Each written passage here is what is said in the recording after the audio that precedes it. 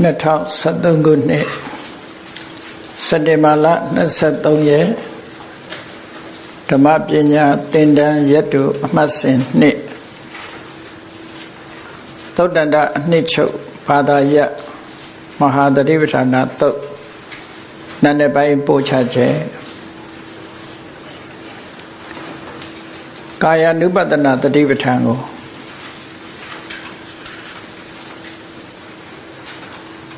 အာနာပါနပပအပါဝင်အပိုင်းကန္တာပေါင်း6ခုနဲ့အလုံးကမ္မထံပေါင်း14မျိုးမြတ်စွာဘုရားဟောကြားတယ်အဲ့ဒီမှာအာနာပါနပပမှာတခြားသုတ်တန်တွေမှာ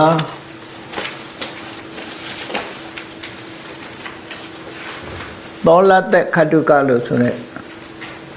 16မျိုးအာနာပါနနဲ့ပတ်သက်တဲ့ကမ္မထာအထုတ်ပုံ၄ခုနဲ့16မျိုးထီအောင်ဟောထားတော့လေဒီမဟာသတိပဋ္ဌာန်သုံးမှာတော့ပထမစတုတ်ကတစ်မျိုးတည်းကိုပဲဟောထားတယ်အဲ့ဒီပထမစတုတ်ကကိုပဲသူကဒါကဒီအာဒိကမိကတကမ္မထာနဝတေနဆိုကမ္မဋ္ဌာန်းစတင်ပြီးတော့အထုတ်တဲ့ပုဂ္ဂိုလ်တွေအတွက်အာဒိကမိကဆိုတာဘီဂင်နာလို့ပြောတယ်ကမ္မဋ္ဌာန်းစတင်အထုတ်တဲ့ပုဂ္ဂိုလ်တွေအတွက်ကမ္မဋ္ဌာန်းအထုတ်ပုံကမ္မဋ္ဌာန်းအာယုံအဖြစ်ဟောကြားတာတဲ့ဒီဟာကဒါမို့လို့၄မျိုးတည်းပဲဖော်ပြီးတော့ပြတယ်စတုတ်က၄မျိုးမှာစတဲ့တော့တတိနဲ့ဝင်သက်ကိုရှုဖို့စတိနဲ့ထွက်သက်ကိုထုတ်ဖို့အဲတတိနဲ့လှုပ်တယ်လို့ဆိုတဲ့အခါမှာပညာဝင်လာတဲ့အခါကျတော့ရှည်ရင်ရှည်တယ်လို့သိလာတယ်တိုးရင်တိုးတယ်လို့သိလာတယ်ဒါရင်မကဘူးအရှည်တိုးသိုံနဲ့မကပဲနဲ့ထွက်လေဝင်လေအားလုံးကိုခြုံငုံပြီးတော့လဲထင်ထင်ရှားရှားသိပြီးတော့ရှုသွင်းနိုင်မှုထွက်လေကိုထုတ်ဖို့ဒါပါကြိုးစားပြီးတော့သိရှိလာတယ်တတိတွေသမာဓိတွေပညာတွေတိုးတက်လာတဲ့အခါကျတော့ကျန်တဲ့နဲ့ထွက်လေဝင်လေတွေသိတာထင်ရှားတဲ့ထွက်လေဝင်လေတွေဟာပျောက်ကွယ်သွားပြီးအလွန်သိမ်မွေ့တဲ့ထွက်လေဝင်လေတွေဖြစ်လာတယ်ဒီလိုဆိုလို့အလွန်သိမ်မွေ့တဲ့ထွက်လေဝင်လေတွေဖြစ်လာတယ်တဖြည်းဖြည်းအားထုတ်ရင်ဒီကမ္မထာကအလွန်သိမ်မွေ့ပြီးတော့သွားတယ်နောက်ဆုံးမှာဒီထွက်လေဝင်လေပျောက်သွားတယ်လို့ထင်ရအောင်ထွက်လေဝင်လေဟာယောဂီပုဂ္ဂိုလ်ရဲ့အသိစိတ်ထဲကနေပျောက်ကွယ်သွားသည့်ထင်အောင်သူသိမ်မွေ့သွားတယ်လို့အဲ့ဒီအချိန်မှာထွက်လေဝင်လေပျောက်ကွယ်တာတော့မဖြစ်နိုင်ဘူးသိမ်မွေ့သွားတာပဲဖြစ်နိုင်မယ်တတိတွေပညာတွေစွမ်းအားတွေနဲ့ပြန်ပြီးစူးစမ်းလိုက်တဲ့အခါမှာထွက်လေဝင်လေဟာပြန်ပြီးတော့ထင်ထင်ရှားရှားပေါ်လာတယ်ဒီအာနာပါနကမ္မထာဟာတခြားကမ္မထာတွေနဲ့မတူဘူးတဲ့တခြားကမ္မထာတွေကအာထုတ်လေထင်ရှားလေအာထုတ်လေထင်ရှားလေရှုမှတ်ထားကြာလေပို့ပြီးတော့ပြပြင်းလာလေဒီအာနာကမ္မထာအာနာပါနသတိကမ္မထာကြတော့ရှုမှတ်လေသိမ်မွေ့သွားလေရှုမှတ်လေသိမ်မွေ့သွားလေနောက်ဆုံးပျောက်ကွယ်သွားသည့်အနေအထားမျိုးထိအောင်ရောက်သွားတတ်တယ်တဲ့ဒါကြောင့်မို့မြတ်စွာဘုရားကတတိလွတ်နေတဲ့ပညာကင်းမဲ့တဲ့ပုဂ္ဂိုလ်အတွက်ဒီအာနာပါနသတိဘာဝနာကမ္မထာကိုငါမဟောဘူးတဲ့အဲ့တော့တတိပညာဒီရင့်တန်ထက်မြက်တဲ့ပုဂ္ဂိုလ်တွေမှာသာဒီတရားအထုတ်တဲ့တယ်လို့ဆိုတာပေါ့နော်ဒါမို့မြတ်စွာဘုရားအလောင်းတော်ကိုယ်တိုင်ဟာလည်းဒီအာနာပါနကမ္မထာနဲ့အထုတ်ပြီးဘုရားဖြစ်ရောက်သွားတာအဲ့တော့ဒီမှာ ခိုင်မာတဲ့တတိနဲ့ထက်မြက်တဲ့ဉာဏ်ပညာတွေလိုအပ်တယ်အဲ့ဒါတွေရှိမှဒီအာနာပါနသတိကမ္မထာဟာအောင်မြင်နိုင်တယ်လို့ဒီလိုဆိုတာပေါ့နော်အဲ့တော့၄ချက်ဒါကြောင့်မလို့ပတ္တံပယံကာယသင်္ခါရအတ္တသိတာမိတိသိက္ခတိပတ္တံပယံကာယသင်္ခါရပတ္တသိတာမိတိသိက္ခတိလို့ပတ္တံပယငြိမ့်သက်သွားစေလျက်ဆိုငြိမ့်သက်အောင်တမင်လောက်တာတော့မဟုတ်ဘူးတတိတွေတမာရီတွေပညာတွေတိုးတက်လာတဲ့အခါကျတော့ထွက်လေဝင်လေဟာငြိမ့်တဲ့ငြိမ့်သွားတိမ်မွေ့တဲ့တိမ်မွေ့သွားတယ်ဒီလိုဆိုလို့အဲ့ဒီအဆင့်ရောက်သွားလို့ရှိရင်ဘာဖြစ်တုံးဆိုဆံရလာနိုင်တယ်ပေါ့နော်ဆံရလာနိုင်တယ်နမိတ်တွေပေါ်ပြီးတော့ဆံရလာနိုင်ဆံရဖို့ဆိုတာရှင်းဥစွာအာယုံမှာနိမိတ်တဆိုတာထင်လာတယ်နိမိတ်တဆိုတာအစစ်မှန်နဲ့ကပ်ပြီးတော့ပေါ်လာတဲ့အရိပ်အယောင်ပဲအစစ်မှန်မဟုတ်ဘူးထွက်လေဝင်လေအစစ်မှန်မဟုတ်ဘဲနဲ့ထွက်လေဝင်လေနေရမှာဟုတ်လူတွေရဲ့တင်ညာကြောင့်ဖြစ်ပေါ်လာတဲ့အရာလေးပဲဒါကတော့ဘယ်သူမှဘယ်လိုထင်တယ်ဘယ်သူမှဘယ်လိုထင်တယ်လို့ပြောလို့မရဘူးလူရဲ့စိတ်နဲ့ပတ်သက်တယ်အမှတ်တင်ညာနဲ့ပတ်သက်တယ်ပေါ့သို့တော့ဖြစ်လိဖြစ်တာရှိတာတွေကိုတော့အထိုက်ထာကတော့ထုတ်ပြထားတာပေါ့တချို့ကြအဲ့ထွက်လေဝင်လေဟာကြက်တရားတွေလို့လဲမြင်ရတယ်တဲ့ဟောကြက်တရားတွေလို့လဲမြင်ရတယ်ပရမညာလုံးလေးတွေကိုစီကုန်းထားတဲ့ပရမညာလဲဆွဲကုန်းလေးလို့လဲမြင်ရတယ်ပလဲကုန်းလေးတွေလို့လဲမြင်ရတယ်တချို့ကြတော့လဲဟိုဝါပင်ရဲ့အစိတ်ကလေးတွေလို့လဲမြင်ရတယ်တဲ့မျိုးစုံပဲတချို့ကြတော့စလွယ်ကြိုးလေးလို့လဲမြင်ရတယ်ပန်းကုန်းလေးလို့လဲမြင်ရတယ်တဲ့မိဂိုတန်းကြီးလို့လဲမြင်ရတယ်လို့ဆိုအဲ့ဒီမိဂိုတန်းလို့ဆိုတာမြင်တာဘုန်းကြီးတို့မေတော်ကြီးသီလရှင်ဝတ်ပြီးတော့စကိုင်းတောင်မှာကမ္မထာအထုတ်တဲ့အခါသူပြောပြတယ်နှာခေါင်းကနေမိဂိုရန်ကြီးလို့ထွက်လာတာမြင်တော့သူလန့်ပြီးတော့ရပ်ပစ်လိုက်တယ်တဲ့သူလည်းဘယ်သူကရှင်းပြလို့မဲ့လူမရှိဘူးဘုန်းကြီးတို့လည်းငယ်သေးတော့ဘာမှမသိဘူးအဲ့ဒါနောက်ကြီးတော့မှအော်ဒါနမိတ်ပါလားလို့ဆိုစာထဲမှာပါတယ်ဓုမတိခဆိုမိဂိုရန်လေးလို့ထင်တယ်အဲ့ဒါပြောပြဘူးတယ်ပေါ့သူသီလရှင်ဝတ်ပြီးတော့တရားထုတ်တဲ့အခါမှာနှာခေါင်းကမိဂိုရန်ကြီးလို့ထွက်လာလို့လန့်သွားတယ်တဲ့ဒီလိုလည်းဖြစ်တတ်တယ်အဲ့ဒါကြောင့်မို့ဘောဓုတဆိုတာရှိတဲ့နော်ဘောဓုတဆိုတာကမ္မထာနဲ့ပတ်သက်ပြီးတော့သင်ထားတယ်ဘောဓုတမရှိလို့ရှိရင်ကြောက်เสียမဟုတ်တာကိုကြောက်เสียလို့ထင်သွားတတ်တယ်ပေါ့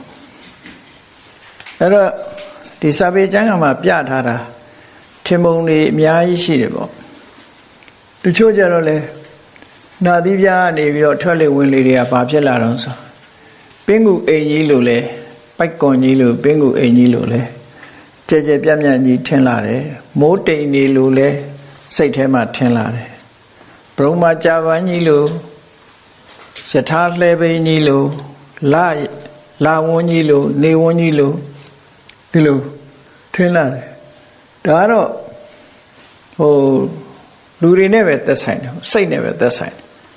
ဘာထင်ရမယ်လို့ငါဘာထင်နေတယ်လို့တော့သွားလို့တော့မရဘူးเนาะ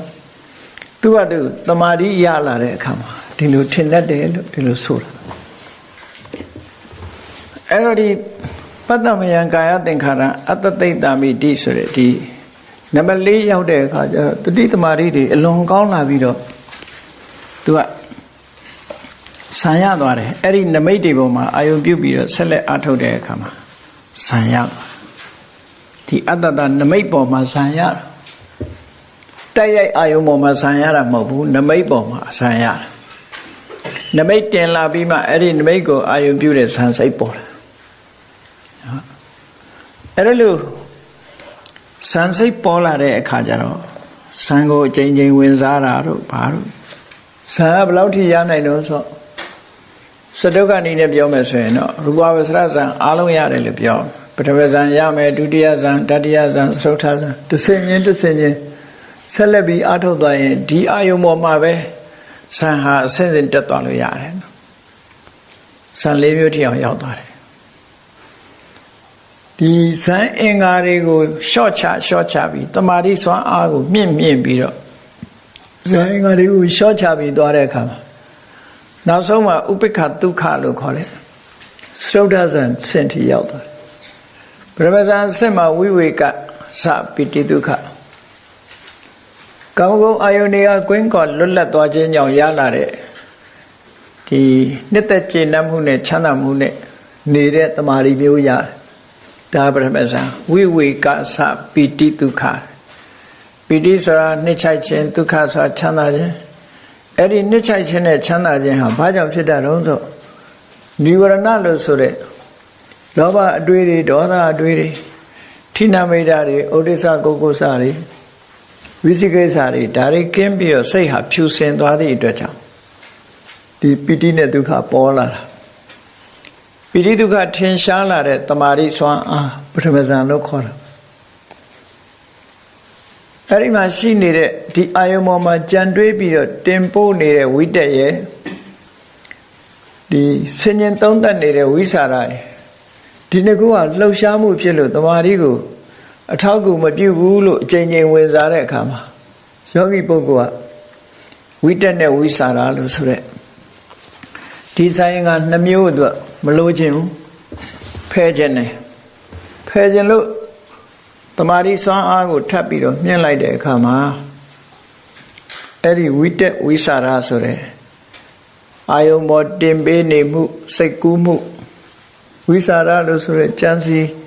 နေမှုဒီနှစ်ခုဟာပျောက်သွားပြီးတော့ဘာဖြစ်လာတော့ဆိုတမာတိစပိတိဒုက္ခလို့ဆိုဒုတိယဇံအဆင့်ရောက်သွားတမာတိအရှိန်ကောင်းလာသည့်အတွက်ကြောင့်တမာတိကြောင့်ဖြစ်ပေါ်လာတဲ့ပိတိနဲ့ဒုက္ခနဲ့ယတ္တိလာတခါအဲ့ဒီထဲမှာပိတိဆိုတဲ့နှစ်ချိုက်မှုဟာတသိမ့်သိမ့်ဖြစ်လို့တမာတိကိုနှောက်ယှက်ပေးနေတယ်လို့သူထင်လာပြန်တဲ့အခါကျတော့အဲ့ဒီပိတိကိုမလိုချင်ဘူးမလိုချင်လို့ဒီတစ်ခါပိတိမဖြစ်အောင်ဆိုပြီးတော့တမာတိစွမ်းအားကိုမြင့်လိုက်တဲ့အခါကျတော့တတ္တိယဇံရလာတယ်အဲ့ဒါကိုနိဗ္ဗိတိကဒုက္ခလို့ခေါ်တယ်ပိတိမပါတဲ့ချမ်းသာပိတိမပါတဲ့ချမ်းသာဟာအဓမ္မငြိမ်သက်တယ်ရေပြင်လေးဟာဒီလှုပ်ရှားမှုမရှိပဲမှန်သားလို့ငြိမ်ပြီးတော့ကြီးနေတဲ့ရေပြင်လေးလို့ဒုက္ခတက်ပိတိပါလို့ရှိရင်လိုင်းကြရက်လေးတွေထားနေတယ်လို့ဖြစ်တယ်အဲ့တော့ပိတိဆိုတဲ့လိုင်းကြရက်ကလေးတွေမပါပဲနဲ့မှန်သားပြင်လို့ကြည်လင်းနေတယ်ငြိမ်သက်နေတဲ့ရေပြင်လို့နိဗ္ဗိတိကဒုက္ခဆိုတာဒုက္ခသာအဲ့ဒါကိုတတိယဇံလို့ခေါ်တယ်အဲ့လိုချိန်ချင်းဝင်စားမှများတဲ့အခါကျဒီချမ်းသာတာကြီးထင်ရှားနေတာကစိတ်ရဲ့အနှောင့်အယှက်ကြီးတစ်ခုဖြစ်တယ်လို့ဒီချမ်းသာတာကိုပဲသူလက်လျူရှုခြင်းလာတယ်ဝတ္တဟင်းစားပါများတော့ဤလာတယ်လို့ပဲနေမှာပေါ့နော်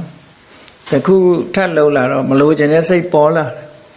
ဟုတ်တယ်စိတ်ဆိုတာလည်းအမတန်မှထူးဆန်းတယ်နော်ကောင်းပြီဆိုတာတွေနေ့စဉ်လုံးနေလို့ရှိရင်အဲ့ဒါကညင်းငွေစရာဖြစ်လာပြန်တယ်လူစိတ်ကတော်တော်ဆန်းသူလည်းအဲ့ဒါ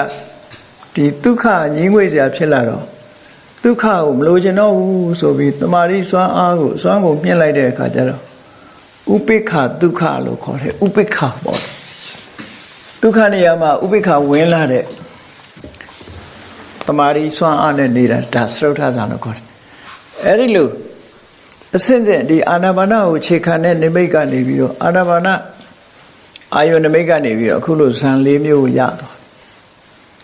အဲ့တော့ရတဲ့အခါမှာလဲယောဂီပုဂ္ဂိုလ်ကပထမဇံရတာနဲ့ဒုတိယဇံတက်မယ်ဒုတိယဇံရတာနဲ့တတိယဇံတက်မယ်ဆိုရင်စာမကြေတယ်လို့ဖြစ်နိုင်တယ်စာမကြေလို့ရှိရင်နောက်ကတွေမေ့ပြီးကုန်ပြောက်ကုန်မြတ်စွာဘုရားကတော့ဥပမာပေးတယ်တောင်ပေါ်မှာကျက်စွားတဲ့နွားဟာအမှန်တန်ကျွမ်းကျင်ရတယ်တဲ့တောင်ပေါ်တက်တဲ့အခါမှာတဲ့ဒီ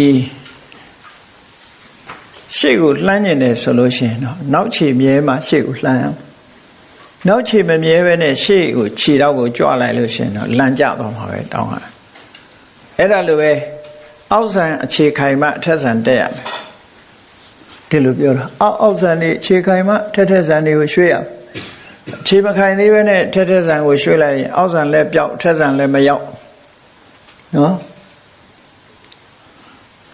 အောက်ဆန်ကလည်းပျောက်ထွက်သွားရောပြန်လုံးလို့မရဘူး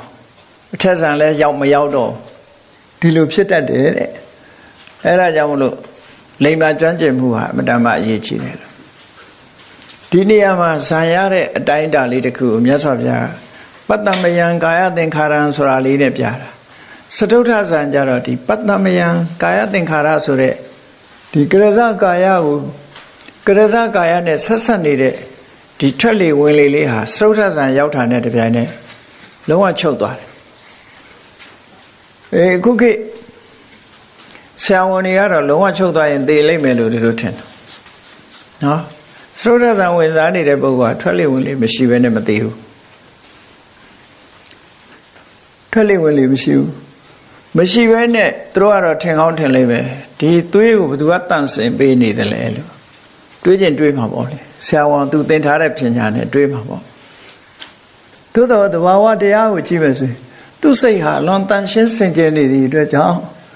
လေးတန်းတဲ့ကရိယာလုံးဝမလိုတော့ဘူးသဘာဝကိုတန်ရှင်းစင်ကြယ်နေပြီလို့ဒီလိုယူဆလို့ရစိတ်မှာအညစ်အကြေးမရှိတော့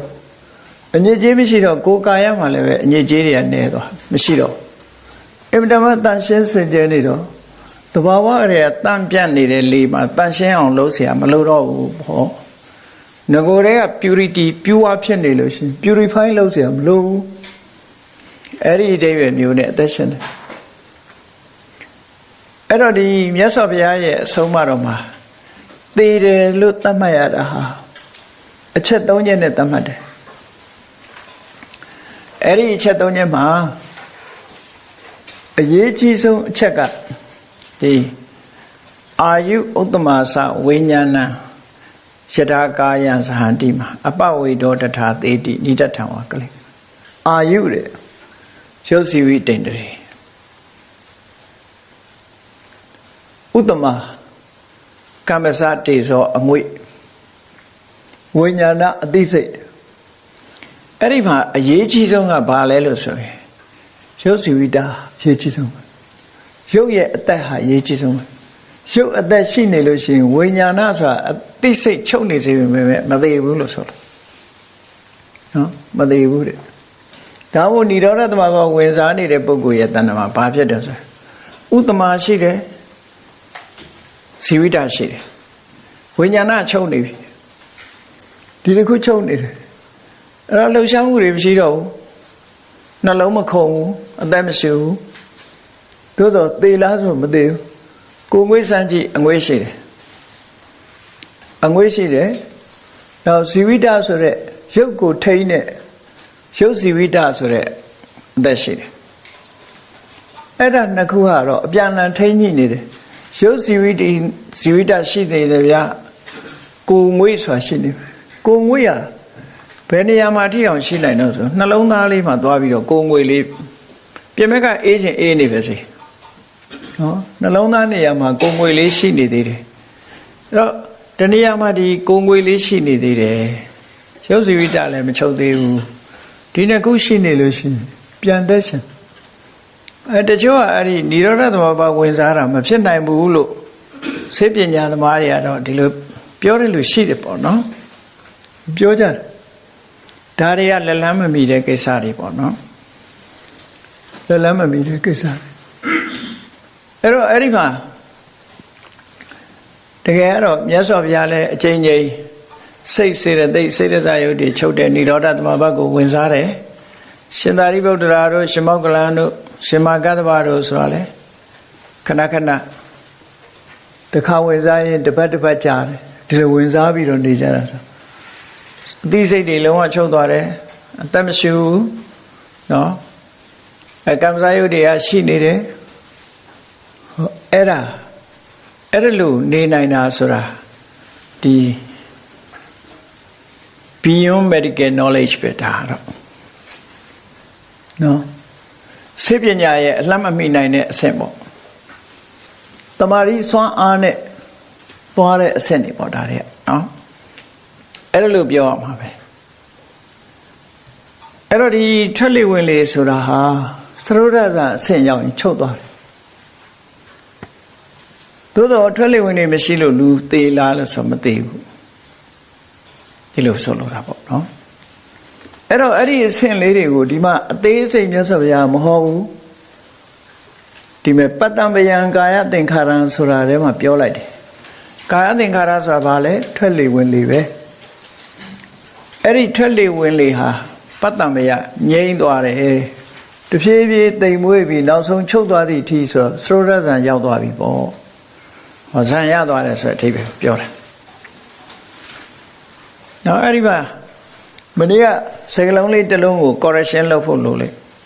တေယထာဘိဘိက္ခွေဓက္ခောဗမကာရောဆိုတာမနေ့ကအမှတ်တမဲ့ပြောလိုက်တယ်ဖားဖို့ဆွဲတဲ့နော်အဲ့ဒါကိုပြန်ပြီးတော့မှတ်ဖို့ပန်ပုတ်ပုတ္တမပုတ်เสียပန်ပုတ်เสียပန်ပုတ္တမဒီပုတ်လုံးလေးတွေကိုဒီဆက်နဲ့ဆွဲပြီးတော့ပုံဖော်တဲ့ဆရာနော်ပုတ္တမပန်ပုတ္တမလို့အဲ့လိုမှဗမကာရအဲ့ဒါလေးပြင်မှတ်ပြီးတော့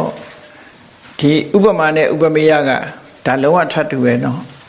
လုံးဝထပ်တူပဲအဲ့ဒီတိုင်းပဲသူကအရေးကြီးဆုံးကတော့အာနာပါနမှာအချီအတူသိဖို့ရအဓိကပဲနောက်ပိုင်းကအသည့်တွေတိုးလာတာကိုပြောတာ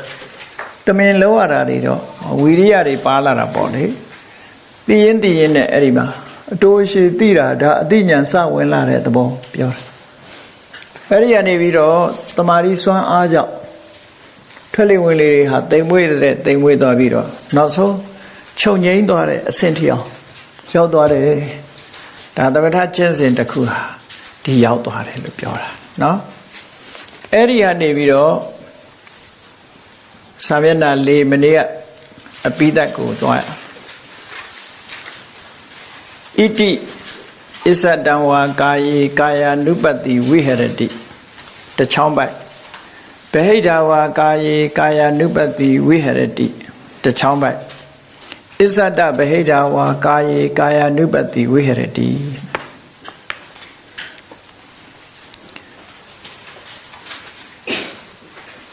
ခုနကပတ္တမယံကာယသင်္ခါရံဆိုတဲ့အဆင့်မှာဇာရသွားပြီအဲ့တော့ဇာရသွားပြီဆိုတော့ဒီကြတော့ဝိပဿနာကူးတဲ့အဓိပ္ပာယ်ကိုပြောတာနော်ဂျာမနီတုန်းကဒါကိုသင်တဲ့အခါမှာဘုန်းကြီးတို့လည်းဒီထွက်လေဝင်လေဟာကိုယ်ထွက်လေဝင်လေမဟုတ်ဘဲနဲ့သူများထွက်လေဝင်လေကြည့်ပြီးတော့အထုတ်တယ်ဆိုတာကိုသဘောမပေါက်ခဲ့ဘူးသဘောမပေါက်လို့တမျိုးတွေးပြီးတော့မဟာသရိပ္ပဏတော့အနှစ်ချုပ်မှာဒီလိုရောမဖြစ်နိုင်ဘူးလားဆိုပြီးတော့ဟောထားတာရှိတယ်အခုတော့သဘောပေါက်လာတယ်ဒီမြတ်စွာဘုရားဟောတဲ့အတိုင်းဒါမှမဟုတ်စားဆိုတာသဘောပေါက်ခဲ့တယ်နော်ကိုယ်နာလေးပဲကန့်နေတာပဲမြင်ချင်မှမြင်တယ်အခုကျတော့ဘလို့သဘောပေါက်လာတော့ဆိုအရင်တော့အဲ့ဒီဂျာမနီသွားတင်တော့ကလည်းသူတို့ကလည်းအစ္ဆဒဗဟိတခွဲပုံလေးကိုသူတို့လည်းသဘောမပေါက်ဘူးဘာလို့လဲဆိုကမ္မထာထုတ်တာသူများရှူနေတဲ့လေးကိုအထောက်အမှလားပေါ့ဒီလိုသွားပြီးတွေးတာကိုထွက်လေဝင်လေဆိုတော့ကိုယ်ထွက်လေဝင်လေပဲအထောက်အမှသူများရှူတာကိုသွားထိုင်ကြည့်ပြီးအထောက်အမှလားဒီလိုလေးပဲမျိုးဖြစ်နေတယ်ပေါ့နော်ဒါလေးကိုဖတ်ကြည့်ရအောင်ဣတိအစ္ဆတံဝါကာယေကာယ ानु ပတ္တိဝိဟရတိဗဟိတဝါကာယေကာယ ानु ပတ္တိဝိဟရတိအစ္ဆတဗဟိတဝါကာယေကာယ ानु ပတ္တိဝိဟရတိအခုလို့သမထကျင့်စဉ်ပြီးသွားတဲ့အခါမှာဝိပဿနာရှုတဲ့အနေနဲ့သွားပြီဆိုတဲ့အခါကျတော့ဣတိဤသို့လင်အစ္ဆတံဝါကာယေမိမိကာယလို့ဆိုတဲ့အတ္တတပတ္တတကိုယ့်ရဲ့အတ္တတပတ္တတထွက်လေဝင်လေနော်အစ္ဆဒကာယလို့ဆိုတာကိုယ့်ရဲ့ထွက်လေဝင်လေမိမိအတ္တတပတ္တတကာယ၌ ကာယ ानु ပတ္တိကာယဟုဖမှန်ရှုသည်ဖြစ်၍ဝိရတိနေ၏ဗဟိတဝါကာယေအပြင်ပသူတစ်ပါးဤအတ္တတပတ္တတကာယ၌သူတစ်ပါးရဲ့ထွက်လေဝင်လေဆိုတဲ့ကာယ၌ကာယ ानु ပတ္တိကာယဟုရှုလေရှိသည်ဖြစ်၍ဝိရတိနေ၏ကာယလို့ရှုပြီးနေတယ်အစ္ဆဒဗဟိတဝါကာယေမိမိကာယသူတစ်ပါးကာယမိမိရဲ့ထွက်လေဝင်လေဆိုတဲ့ကာယသူတစ်ပါးရဲ့ထွက်လေဝင်လေဆိုတဲ့ကာယမှာကာယ ानु ပတ္တိကာယဟုဖမှန်ရှုသည်ဖြစ်၍ဝိရတိနေ၏ဒါကဝိပဿနာလမ်းကြောင်းနဲ့သွားပြီ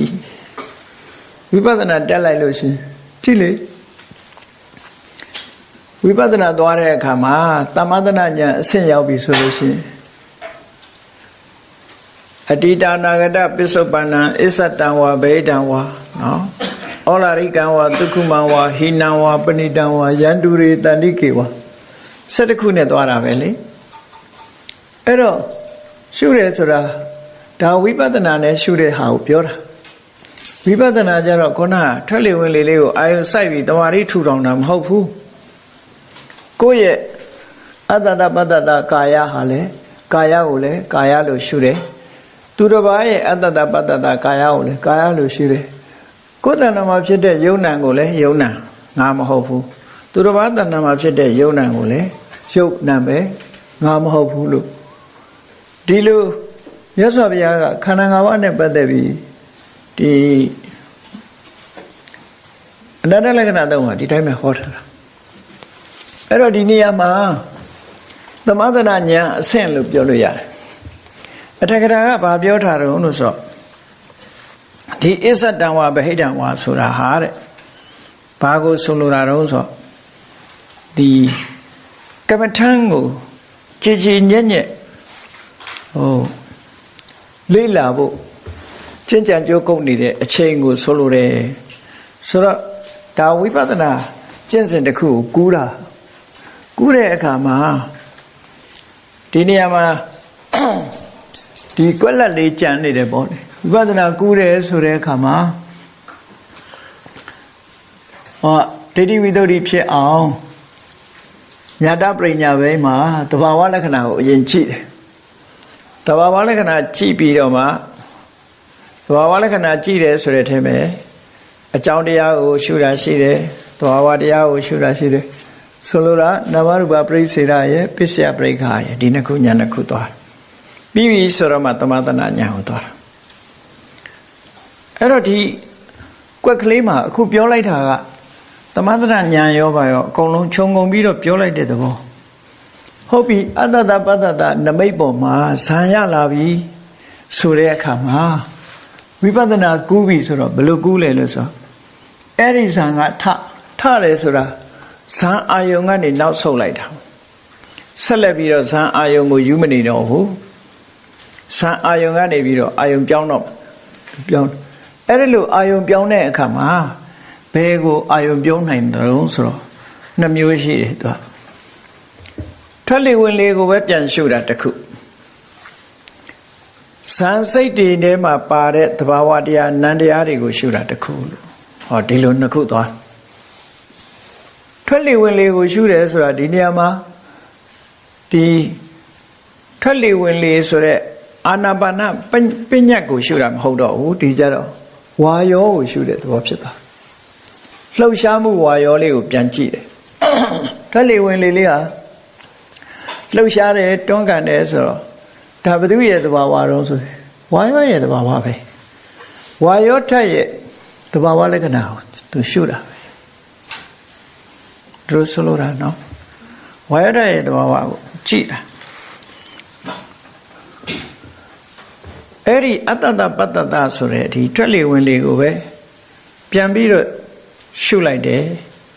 အဲ့လိုရှုလိုက်တဲ့အခါမှာသူကဆင်ငယ်သိသွားဝိပဿနာရှုတဲ့အခါမှာဆင်ငယ်သိသွားအတ္တတပတ္တတကိုမှတ်ယူလိုက်တဲ့အခါမှာရှုတယ်ဆိုတာအတ္တတပတ္တတကိုအာယုံစိုက်လိုက်တာဥလှဲ့လိုက်တာထွက်လေဝင်လေဘက်ကိုဥလှဲ့လိုက်တာ ခုနတုန်းကဇာရနေတာကအတ္တတပတ္တနမိတ်ပေါ်မှာနေတာအဲ့ဒီနမိတ်ကိုဖယ်ခွာလိုက်ပြီးတော့ဒီဇံကထားလိုက်ပြီးဘယ်သွားတော့ဆိုထွက်လေဝင်လေဆိုတာကိုပဲသွားပြီးတော့မှတ်ယူလိုက်တာပေါ့အဲ့ဒီမှတ်ယူလိုက်တဲ့အခါကျတော့ဒီထွက်လေဝင်လေလေးဟာဘယ်ပေါ်မှာရှိနေတာတုံးဆိုကရဇကာယဆိုတဲ့ရုပ်ပေါ်မှာရှိနေတာပဲဒါသူကတဆင့်ချင်းမြင်လာဖို့မပြောတာအတ္တတပတ္တသည်ကရဇကာယပေါ်မှာရှိနေတယ်ဒါကရဇကာယဆိုတာဘာလို့ဆိုမဟာဘုတ်၄ပါးပဲထွက်လေဝင်လေလေးဟာဒီဝါယောဓာတ်ဟာမဟာဘုတ်၄ပါးကိုမှီနေတယ်ဟုတ်တယ်မဟာဘုတ်ကလည်းမဟာဘုတ်ကိုမှီတာလေစတ္တရောမဟာဘူတာအညမဉ္ဇံနေတယပစ္စေနပစ္စယောမဟာဘုတ်၄ပါးဟာခွဲမရဘူးလို့ဆိုတဲ့မဟာဘုတ်၄ပါးဟာတစ်ခုနဲ့တစ်ခုအမိပြုနေကြတာလေတစ်ခုနဲ့တစ်ခုအမိပြုနေကြတာ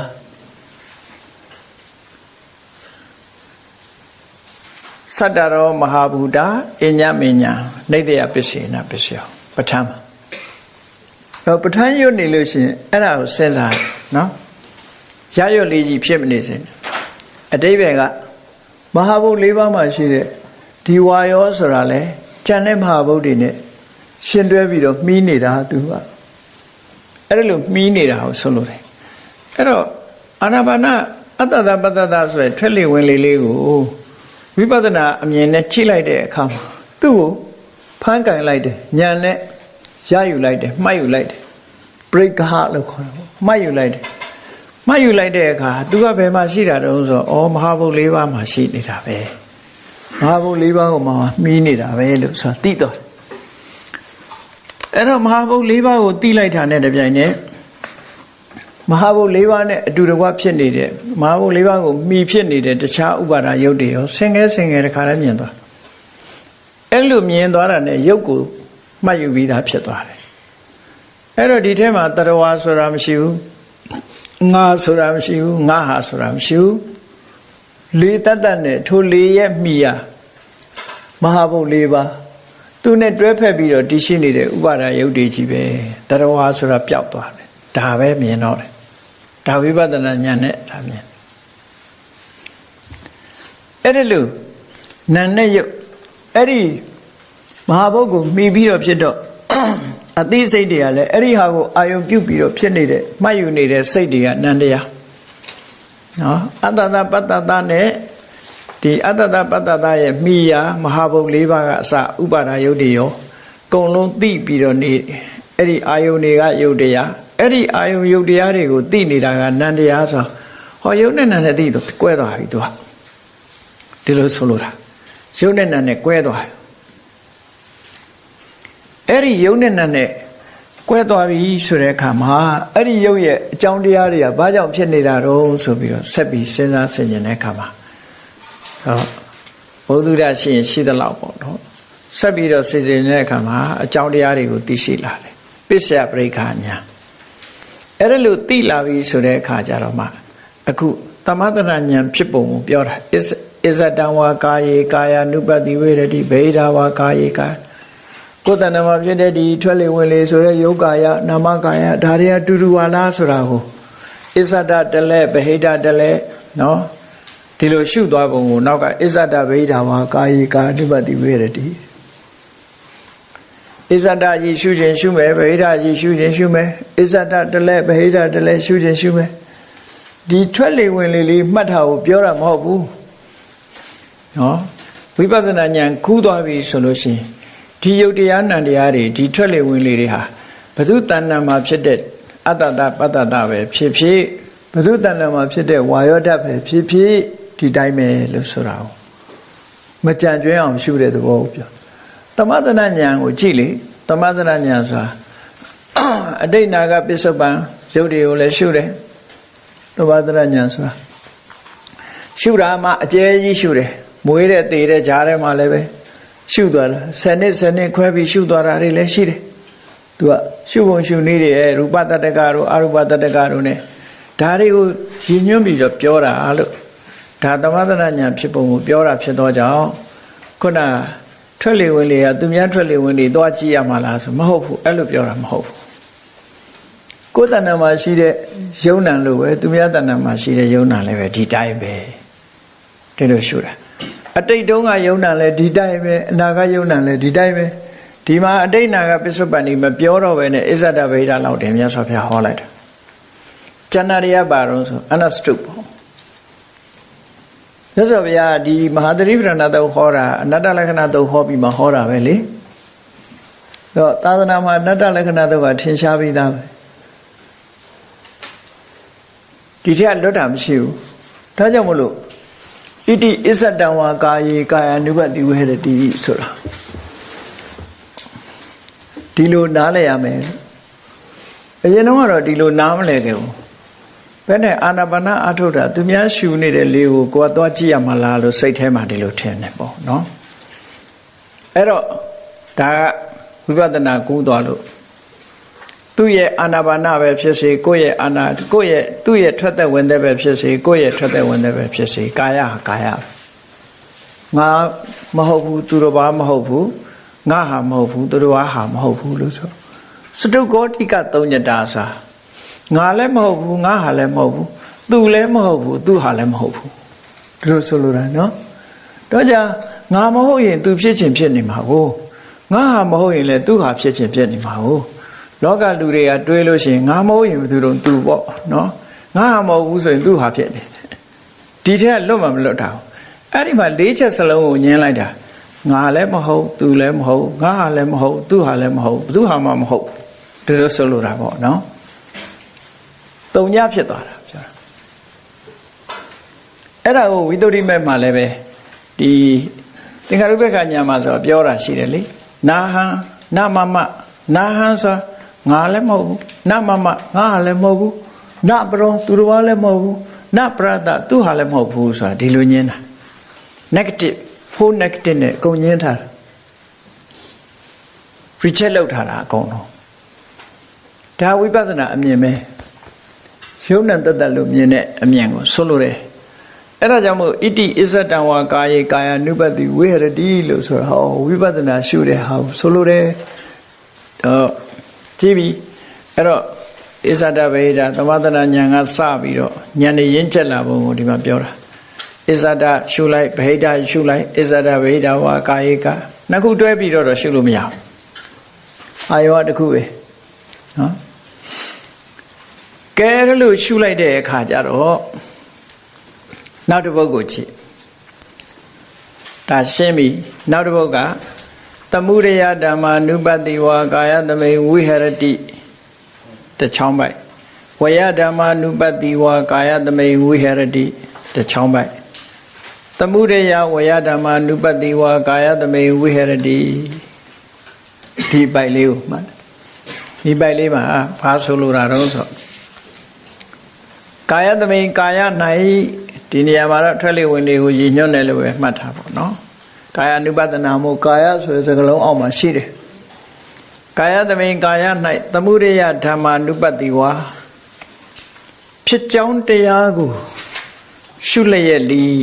ဗမာလိုချောချောပေးမယ်ရှုသည်ဖြစ်၍လီရှုလေရှိသည်ဖြစ်၍လီလို့ဒီလိုပေးလို့ရှိတယ်ဒါ practice ကိုပြောတာဗမာလိုချောချောပြန်မယ်ဆိုရင်သမုဒယဓမ္မာ ानु ပတိဝါဖြစ်ကြောင်းတရားကိုရှုလျက်လီဝိဟရတိနေ၏ဝယတကာယသမိကာယ၌ဝယဓမ္မ ानु ပတိဝါပြက်ကြောင်းတရားချုပ်ကြောင်းတရားကိုရှုလျက်လီဝိဟရတိနေ၏အဲ့တော့ဗမာလိုချောချောကကာယကိုကာယမှာဖြစ်ကြောင်းတရားကိုလည်းကာယနဲ့ပတ်သက်ပြီးဖြစ်ကြောင်းတရားကိုလည်းရှုတယ်ပြက်ကြောင်းတရားကိုလည်းရှုတယ်ဒီလိုဆိုလို့တာ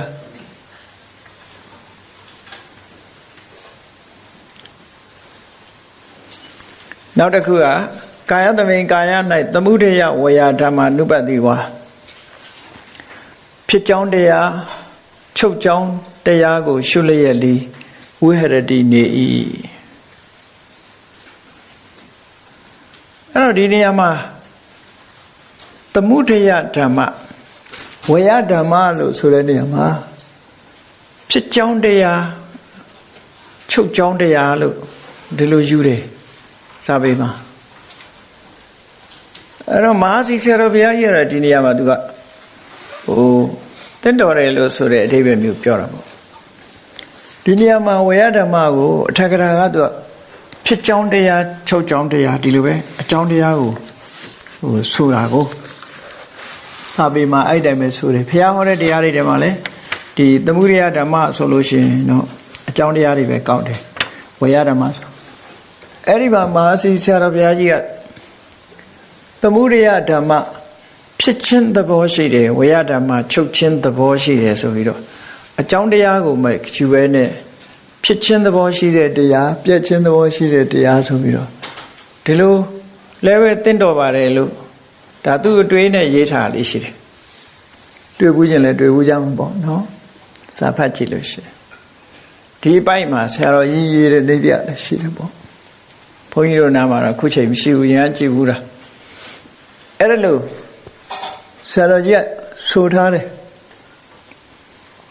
ဒါဖြစ်ပြရှုတဲ့အဓိပ္ပာယ်ပေါ့နော်အဲ့တော့အဲ့ဒါလည်းမပါဘူးလားဆိုပါတယ်မှားသလားဆိုတော့မှားတော့မမှားဘူးသို့တော့အထက်ကရာဆရာကြီးဖွင့်ပြတာကြတော့သူကဘာဖွင့်ပြတော့ဆို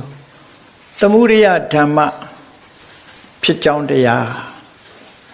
အတ္တပတ္တရဲ့ဖြစ်ကြောင်းတရားကိုရှုဝေယဓမ္မ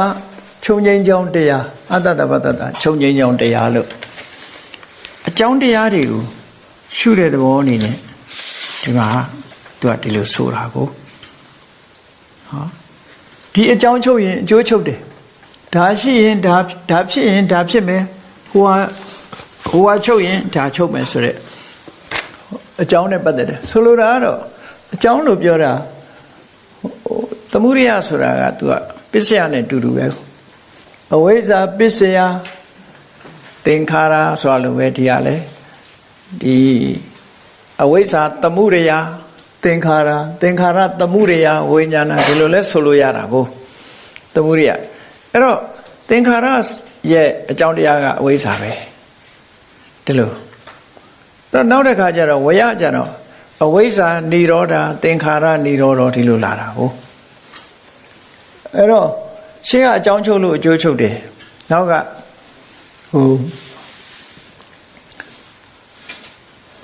အကြောင်းဖြစ်လို့အကျိုးဖြစ်တယ်မနေ့ညမန္တလေးကဘုန်းကြီးတစ်ပါးကြွာလာပြီးတော့သူတစ်ပည့်ကပြောတယ်တဲ့ဆရာတော်ဟောတဲ့တရားတွေထဲမှာရှုံးတဲ့နေဟာဖြစ်တရားတွေရှိတရားမဟုတ်ဘူးလို့ဆိုတာသူအဲ့ဒါလေးကိုသူနားမလည်ဘူးပေါ့သူစိတ်ထဲမှာတော့ပရမတ္ထတရားအပြင်ထင်ရှားရှိလို့ရှိတရားလို့ပြောချင်တာပေါ့မဟုတ်ဘူးဆိုလိုတဲ့အဓိပ္ပာယ်ကဒီလိုဆိုလိုတာလို့အကြောင်းကြောင့်ဖြစ်တဲ့တရားကိုအရှိတရားလို့မခေါ်ဘူးဖြစ်ကြောင်းတရားအဖြစ်တရားလို့ပဲပြောမြတ်စွာဘုရားကိုယ်တိုင်ကဝိညာဏပဋိစ္စသမုပ္ပါဒ်ဝိညာဏဆိုတဲ့အသိစိတ်လေးဟာပဋိစ္စသမုပ္ပါဒ်အကြောင်းကိုဆွဲပြီးတော့ဖြစ်လာတဲ့တရားလို့အဖြစ်တရားလို့မြတ်စွာဘုရားဟောတာအရှိတရားဆိုတာနိဗ္ဗာန်လို့နိဗ္ဗာန်ဆိုတာဆိုလိုတာကအကြောင်းကထုတ်လုပ်ထားတာမှန်သမျှအဖြစ်တရားလို့ပဲပြောတာလို့ရည်ရွယ်ချက်ကရွယ်ချက်ချင်းမတူဘူးလို့ပရမတ္ထတရားရှိတယ်မရှိဘူးပရမတ္ထအပြင်ရှိတယ်မရှိတာတက္ကန္တထားနော်တဘာဝအနေနဲ့ရှိတာမရှိတာပရမတ္ထအပြင်ရှိတယ်ပရမတ္ထလည်းအပြင်မရှိဘူးလို့ဒီလိုဆိုလိုတာတခုလို့ဒီသင်္ခတတရားတွေမှန်သမျှအကြောင်းရှိမှအကျိုးဖြစ်တာလို့အဲ့ဒါကြောင့်မလို့ဖြစ်တရားလို့ပြောတာလို့သူရှင်းပြလိုက်တော့ရှင်းပါပြီတဲ့အဲ့တော့ဒီဟာကတကယ်ကအဖြစ်တရားနဲ့အရှိတရားဆိုပြီးတော့ညင်းညတာရှိသေးတယ်လေညင်းစရာဘာမှမရှိဘူးဒီဟာနော်မြတ်စွာဘုရားကိုယ်တိုင်ဟောတာဒီအကြောင်းဖြစ်လို့အကျိုးဖြစ်တယ်အကြောင်းချုပ်ရင်အကျိုးချုပ်တယ်ဆိုတဲ့စကားတွေဣမတ္တဥပ္ပါဒဣဒံဥပ္ပစ္စတိဒါဒီအကြောင်းတရားဖြစ်ပေါ်ခြင်းကြောင့်ဒီအကျိုးတရားဖြစ်လာတယ်ဣမတ္တនិရောဓဣဒံនិရောဓတိဤအကြောင်းတရားချုပ်သွားလို့ရှိရင်ဒီအကျိုးတရားချုပ်တယ်လို့ပရိစ္ဆေသမုပ္ပါဒ်ကိုဟောဖို့ရအတွက်ဒီဝါကြ၄ခုပေးထားတာရှိတယ်ဣမတမိန်တတိဣဒံဟောတိဒါရှိရင်ဒါရှိတယ်ဣမတမိန်အတတိဣဒံနာဟောတိဒါမရှိရင်ဒါမရှိဘူးဟောသူကအကြောင်းကိုဆွဲမိပြီးတော့နေရတဲ့အရာတွေကြီးပဲဣမတ္တဥပ္ပါဒဣဒံဥပ္ပစ္စတိဒါကိုအကြောင်းပြုပြီးဒါဖြစ်တယ်ဣမတ္တនិရောဓဣဒံនិရောဓတိဒါချုပ်ရင်ဟိုကချုပ်တယ်ဆိုတာဒီ၄ခု ဒါပရိစ္ဆသမုပ္ပါအနုလုံက2ခုပฏิလုံက2ခုဒီလိုဆိုလိုတာပေါ့အနုလောမနဲ့ပတ်သက်လာလို့ရှိရင်ဣမတမိန်တတိဣဒံဟောတိဣမတဥပ္ပါဒာဣဒံဥပ္ပစ္စတိဒါအနုလောမပရိစ္ဆသမုပ္ပါကိုပြောဣဒံဣမတမိန်အတတိဣဒံနာဟောတိဣမတနိရောဓဣဒံနိရောစတိဒါကပฏิလောမအတွက်ကိုပြောတယ်အဲ့တော့အကြောင်းအထုတ်လုပ်တဲ့တရားတွေမှန်သမျှအရှိတရားမဟုတ်ဘူးအရှိတရားဆိုရင်ဘာလို့ထုတ်နေမှာတော့နော်အကြောင်းတရားပေါ်မှာမိတည်ပြီးတော့မှဖြစ်လာတာမို့ဖြစ်တရားလို့ပြောတာအဲ့တော့ဒီဗမာစကားဟာမရှုပ်ထွေးအောင်စဉ်းစားဖို့လိုတယ်ပေါ့မရှုပ်ထွေးအောင်စဉ်းစားဖို့လိုတယ်အဲ့တော့နိဗ္ဗာန်ဆိုတာကြတော့အကြောင်းကနေပြီးတော့အကြောင်းရှိလို့သူရှိလာတာမဟုတ်ဘူးသူကြတော့အကြောင်းမရှိဘူးအသင်္ကတအကြောင်းအထုတ်ထားတာမဟုတ်ဘူးဒါကြောင့်မလို့သူကြတော့ရှိနေတဲ့သဘာဝတရားလို့ဒီလိုဆိုတာအကြောင်းကင်းနေရင်ရှိနေတဲ့သဘာဝတရားပရမတ္ထအပြင်ရှိတာမရှိတာပြောတာမဟုတ်ဘူးဒီနေရာမှာအဲ့တော့အဲ့ဒါလို့ဆိုလိုတယ်အခုဒီမှာသမုဒယဓမ္မာနုပတ္တိဝါအကြောင်းတရားကိုရှုလျက်လဲဝိဟရတိနေကာယ၌အကြောင်းတရားကိုရှုတယ်ဝေယဓမ္မာနုပတ္တိဝါနော်ဖြစ်ကြောင်းတရားလေသမုဒယဝေယဓမ္မာနုပတ္တိဝါဖြစ်ကြောင်းတရားကိုဝေယဓမ္မာနုပတ္တိဟာချုပ်ကြောင်းတရားကိုသမုဒယဝေယဓမ္မာနုပတ္တိဝါဖြစ်ကြောင်းတရားချုပ်ကြောင်းတရားနှစ်ခုကိုတလဲစီရှုတယ်နှစ်ခုစလုံးကိုရှုတယ်ဒါကဘာပြောတာတုံးဆိုဥရိယဗျာဉာဏ်ဆိုတာဟာဖြစ်မှုပြက်မှုကိုကြည့်တယ်ဆိုတဲ့နေရာမှာပစ္စယတော်ခဏတော်လို့ဆိုတဲ့ဒီဝိသုဒ္ဓိမဲ့ဘဂမယဉာဏတသရဝိသုဒ္ဓိခန်းကိုသင်တဲ့ပုဂ္ဂိုလ်တွေဒါသိတယ်အကြောင်းကြောင့်အကြောင်းဖြစ်လို့ဖြစ်တယ်လို့မြင်တာလည်းရှိတယ်ဖြစ်ခိုက်လေးကိုမြင်တာလည်းရှိတယ်နှစ်ခုခန္ဓာ၅ပါးမှာအကြောင်းနဲ့ပတ်သက်ပြီးမြင်တာက၄ခုနော်ဖြစ်ခိုက်ခဏကိုကြည့်တာမြင်တာတစ်ခုချုပ်တာနဲ့ပတ်သက်ပြီးတော့လေအကြောင်းကိုမြင်တာက၄ခုချုပ်ခိုက်ခဏကိုမြင်တာဆိုခန္ဓာ၅ပါးမှာ10ခုစီသွားတာဒါမို့ဥရိယဗျာဉာဏ်ကို90လို့ဒီလိုပြောတာခန္ဓာ၅ပါးနဲ့ပတ်သက်လာလို့ရှင်90အခုဒီမှာဝေယသမုဒယဓမ္မာနုပတ္တိဝါဆိုတာဒီအကြောင်းတရားရှိလို့ဒါတွေဖြစ်လာတယ်လို့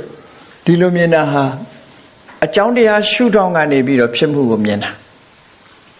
ဝေယဓမ္မာနုပတ္တိဝါလည်းအကြောင်းတရားရှုထောင့်ကနေပြတ်တာကိုမြင်တာဒါဥရိယဗျာဉာဏ်ဖြစ်ပုံကိုပြောတာလို့ဉာဏ်စဉ်လေးနဲ့စပ်ပြတာနော်ဉာဏ်စဉ်လေးနဲ့စပ်ပြတာအာနာပါနကနေဒါဝိပဿနာတက်သွားပြီဝိပဿနာကူးသွားပြီဝိပဿနာကူးသွားရင်တော့အာနာပါနတစ်ခုတည်းမဟုတ်တော့ဘူးဆိုတော့မှတ်ရမယ်ဘယ်ကနေကူးတော့ဆိုဇန်ကနေကူးလာတယ်ခုနအဲ့ဒီမှာကုပုံကူနေလေးပြောတဲ့အခါမှာတစ်ခုကြံသေးတယ်အာနာပါနကိုပဲပြန်ရှုတာကတစ်ခုနော်အာနာပါနကိုပဲပြန်ရှုတာတစ်ခုဇန်နေနဲ့ဇန်အင်္ဂါတွေကိုပြန်ရှုတာတစ်ခုဒီလိုနှစ်ခုမှတ်ရဇန်ရပြီမှကူးတာ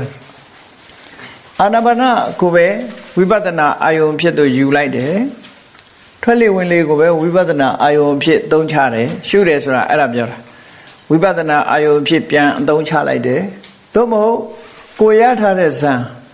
အဲ့ဒီဇန်ကနေထွက်ခွာလိုက်ပြီးတော့ဇန်ကနေထပြီးတော့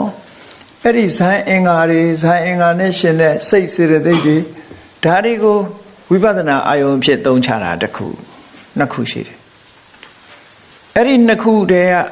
အခုသွားတာအစ္ဆတံဝါကာယေကာယ ानु ပတိဗေဒဝါအခုသမုဒယဓမ္မာဝေယဓမ္မာဒါကိုသွားတာဝိပဿနာကူးရင်အဲ့ဒါလိုကူးပုံလေးကအဲ့ဒါလိုကူးမှာကူးတယ်ဆိုတာအာယုံပြောင်းလိုက်တာပါပဲနော်ဟိုအာယုံကနေဒီအာယုံကိုရွှေ့လိုက်တာပဲလူတွေကတော့ကူးတာမြန်ပါတယ်တယ်လီဗီရှင်းကြည့်နေတဲ့အခါကျတော့ကူးတာမြန်တယ်အတန်ပဲအာယုံပြုလိုက်ရုပ်အာယုံပြုလိုက်နော်အဲ့တော့ကူးတယ်ဆိုတာအာယုံပြောင်းတာကိုဆိုလိုတယ်ဝိပဿနာကူးတယ်ဆိုတာသမထအာယုံကနေဝိပဿနာအာယုံဘက်ကိုကူးလိုက်တာအဲ့ဒါအာယုံပြောင်းလိုက်တာအာယုံပြောင်းလိုက်လို့ရှိရင်ဝိပဿနာလမ်းကြောင်းပေါ်ရောက်သွားတယ် အဲ့ဒါဟုတ်ပြီဒီမှာသမုဒိယဓမ္မနုပတိဝါကာတပိဒါအစကိုပြောတာသမသနာဉာဏ်ဆိုတာအစကိုပြောတာနောက်ဥရိယပြဉာဏ်ဆိုတာစတာကိုပြောတာနော်ဒီပညာနေလေဒီမှာရှေ့တက်သွားတယ်ဒီလိုတက်သွားတယ်အဲ့တော့ကုဘုံနှမျိုးလေးကိုမှတ်ဖို့ပဲအာနာပါနကိုပဲဝိပဿနာအာယုံဖြစ်သုံးချလို့ရတယ်ဝါယောဓာတ်အနေနဲ့နမိတ်ကိုသုံးချတာမဟုတ်ဘူးဇန်တော့ကနမိတ်ကိုသုံးချတာနမိတ်ကိုသုံးချပြီးတော့ဇန်ရတာဒီဝိပဿနာကုပြီဆိုလို့ရှိရင်ထွက်လေဝင်လေဆိုတဲ့ဝါယောဓာတ်ကိုအာယုံဖြစ်သုံးချလိုက်တယ်နောက်တစ်ခုကကိုရထားတဲ့ဇန်အဲ့ဒီဇန်ထဲမှာရှိတဲ့ဇန်အင်္ဂါတွေနံတရားတွေကိုယူပြီးသုံးချလိုက်တယ်အဲ့ဒီနံတရားတွေကနံတရားတွေရဲ့မိယာရုပ်ကိုရှာတယ်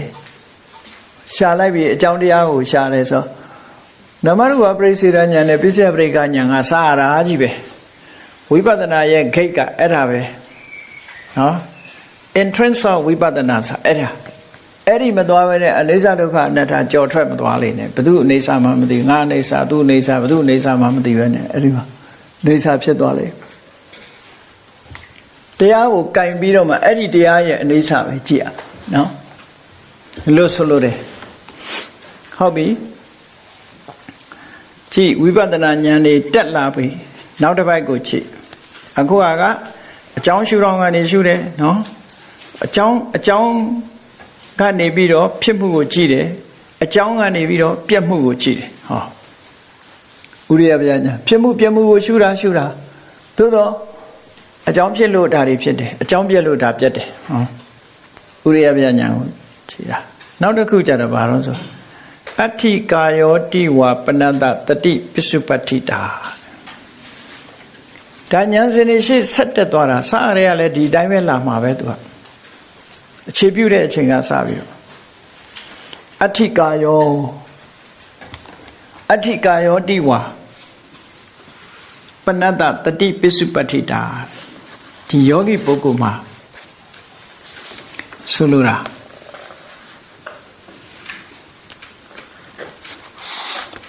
အဲ့ဒီလိုသဘာဝတရားတွေကိုဥမာမဲ့အတ္တတပတ္တရဲ့ဒီဇန်အင်္ဂါတွေရဲ့ဇန်တရားတွေရဲ့ယုံနဲ့နံတွေနှစ်ခုတည်းပဲမြင်လိုက်ပြီလို့ဆိုလိုက်တာ ਨੇ သူကကာယဆိုတဲ့ယုံနံနှစ်ခုပဲရှိတယ်ဒါကြောင့်ကာယောနာမကာယရူပကာယသည်လို့ဒီလိုပြောလို့ရတယ်နော်ကာယောဝကာယသည်ပဲလေ body ပေါ့အင်္ဂလိပ်လိုပြန်ရင်တော့ body ပဲတစ်ခုပဲ body ဆိုတာဘာကိုပြောရတော့ဆိုmaterial body နဲ့ mental body ပေါ့ဒီနှစ်ခုဆိုလိုတာနော်ကာယဆိုတာအစုလေးပဲရုပ်စုလေးနာမ်စုလေးအဲ့တော့အဋ္ဌိကာယောတိဝါပနအတ္တပနထုမတပါ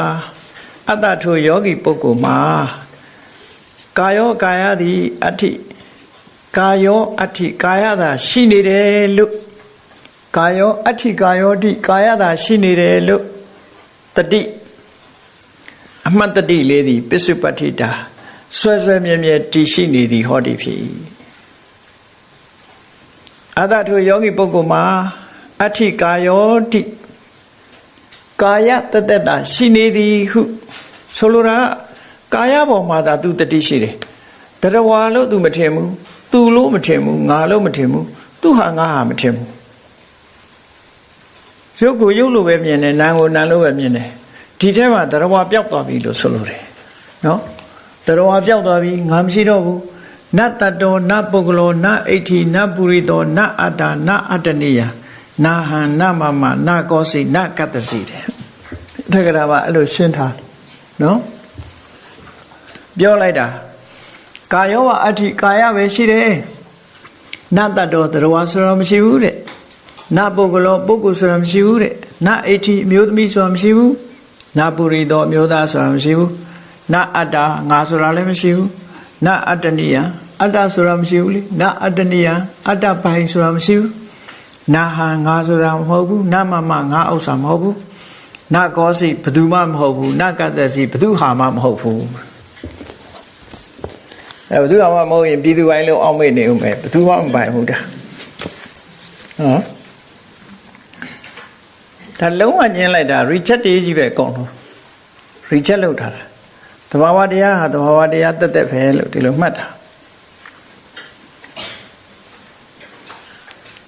အတ္တထိုယောဂီပုဂ္ဂိုလ်မှာအဋ္ဌိကာယောတိဝါကာယတတ္တတာရှိနေသည်ဟူ၍ရှိနေတာကာယသာဖြစ်တယ်လို့တတိအသိဉာဏ်သည်ပစ္စုပ္ပတ္တိတာဆွဲမြဲစွာတည်ရှိသည်ဟောသည်ဖြစ်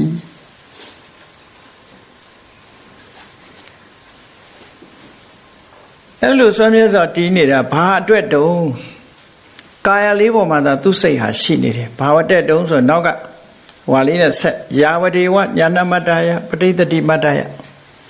ယာဝဒေဝညာဏမတ္တယအတိညာဖြစ်ဖို့အတိုင်းတာမျှတာအတိုင်းတာမျှအတွက်သာအတိညာဖြစ်ဖို့အတိုင်းတာအတွက်သာအတိုင်းတာမျှတာပဋိသတိမတ္တယ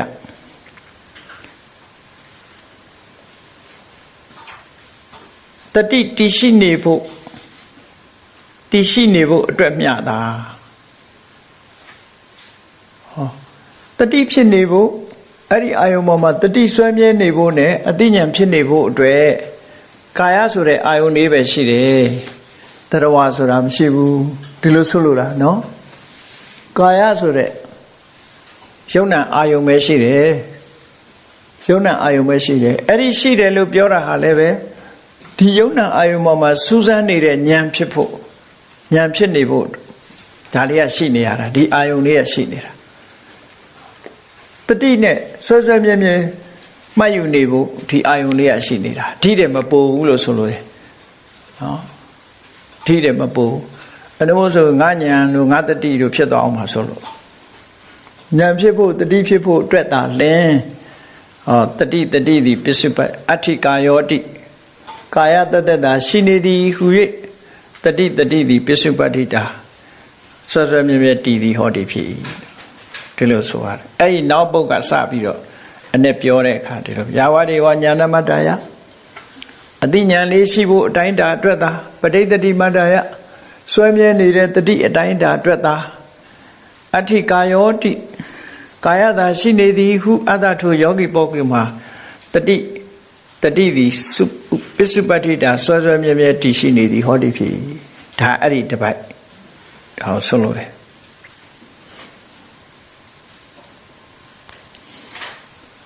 အဲ့ဒါဝိပဿနာဉာဏ်นี่သိကောင်းနေတဲ့အဓိပ္ပာယ်ကိုပြောတာနော်ဝိပဿနာဉာဏ်นี่မှာသရဝါတွေကိုမရှိတော့ဘူးသင်္ခါရအာယုံကိုသိနေပြီပဲလို့ယုံနံသိနေသေးတယ်မြတ်ဒါမဲ့မရောက်သေးဘူးအဋ္ဌိကာယောလို့ဆိုတဲ့အချိန်မှာဒါမဲ့မရောက်သေးဘူးဝိပဿနာဉာဏ်ဆင်းဆင်းတက်သွားလို့သင်္ခါရုပ္ပခဉာဏ်တို့ကတော့ရောက်သွားပြီဒီလိုဆိုလိုတာပေါ့နော်သင်္ခါရုပ္ပခဉာဏ်တို့ရောက်သွားပြီအဲ့ဒီနောက်ကြရမှာနာသကိဉ္စီအနိတိတောသဝိဟရတိနာသကိဉ္စီလောကေဥပါဒိယတိဒါကြတော့မဉ္ဇဉ်นี่ဖြစ်လာတဲ့သဘောနော်ဝိပဿနာကိုကျင့်တာကရတာကမဲ့နော်ကျင့်ရတာကဝိပဿနာလို့ခေါ်တဲ့ပုပ္ပဘာကမဲ့ရတာကလောကုတ္တရာမဲ့လောကုတ္တရာမဲ့ကိုကျင့်ရတာမဟုတ်ဘူးသူကရတာသင်္နာအစာရတာကယာတုဒီလိုလဲမဟုတ်ဘူးလားစာသင်တယ်လေရတော့ယာတုရတာပေါ့ဒီလိုပဲပေါ့ကဲဒီမှာအနိတိတောသဝိဟရတိအဲ့ဒီကာယလေးရှိတယ်လို့တတိလေးတည်နေတော့အဲ့ဒီတတိဟာဉာဏ်ဖြစ်ဖို့ဟုတ်လားဆွဲမြဲတဲ့တတိရှိနေဖို့အတွက်သာတဲ့ဆိုပြီးတော့အဲ့ဒီပုံမှာတဲ့အနိတိတောသဝိဟရတိတဏှာဒိဋ္ဌိနဲ့အဲ့ဒီကာယပုံမှာမိနေတာမဟုတ်ဘူးနော်တဏှာအတွေးမရှိဘူးမှားရွံ့တဲ့အတွေးမရှိဘူးဆိုပါစို့ငါလို့ဆိုရင်ဒါဒိဋ္ဌိအတွေးပဲငါဟာလို့ဆိုရင်တဏှာအတွေးသူဆိုလို့ရှိရင်ဒိဋ္ဌိအတွေးသူဟာဆိုလို့ရှိရင်တဏှာအတွေးအဲ့ဒီကာယတွေပေါ်မှာအနိတိတတဏှာဒိဋ္ဌိနဲ့မှီးနေတာမဟုတ်ဘူးတဲ့တဏှာဒိဋ္ဌိအမှီကင်းနေတယ်ဒီလိုဆိုလို့တယ်အနိတိတော့တဏှာတွေ့တာမှု မှားယွင်းစွာရှုမြင်မှုမှကင်းကွာလျက်ဝိရတိနေ၏တွေ့တာမှုမှားယွင်းစွာရှုမြင်မှုမှကင်းကွာလျက်ဝိရတိနေ၏လောကီလောက၌အာယုံကိုဆွလို့တယ်ဒီနေရာအာနာကာယ ानु ပဒနာသို့မဟုတ်အတ္တပတ္တတာပေါ့နော်နာသကိဉ္စီလောကေဥပါဒိယတိလောကေလောက၌ကိဉ္စီဘာတစ်ခုကိုမြဘယ်အာယုံကိုမှဒါတွေမကတော့ဘူးနော်ကိဉ္စီလောကေလောက၌ကိဉ္စီဘာကိုမြနဥပါဒိယတိတဏှာဒိဋ္ဌိနဲ့ဆွဲလန်းထားတာမရှိတော့ဘူးဆွဲယူထားတာမရှိတော့ဘူးယန္နာဖြစ်သွားပြီဆိုပါစို့မဲ့အစစ်စစ်တက်သွားပြီဒါယန္နာဖြစ်သည့်ထီအောင်ပြောတဲ့ကမ္မထာမယ်ဒီကမ္မထာသို့တော့အစစ်စစ်သောတာပန်မဖြစ်ဖ ೇನೆ ဖြစ်တာတော့မဟုတ်ဘူးနော်ဖားလို့ခုံမကူးလေနဲ့သောတာပန်တဂရကအနာကအစစ်စစ်ဝိပဿနာဉာဏ်အစစ်စစ်နဲ့တက်သွားတာတဲ့အဲ့ဒီမှာဏိကုံးချုပ်ပြီးတော့ပြောအောင်လို့ဘုရားဘေကဝေယံတို့ဧဝံပိခောဤနည်းအားဖြင့်လေဘေခုယဟန်သည်ကာယေကာယ၌ကာယ ानु ပတိကာယဟုအဖမှန်ရှုသည်ဖြစ်၍ဝိရတိနေထိုင်၏ဒါအရတ္တဖို့ပေါ့ကမ္မထံတစ်ခုပြည့်စုံသွားပြီလေဒီလိုဆိုလို့တယ်နော်ကဲဒီနေရာလေးပဲရကြ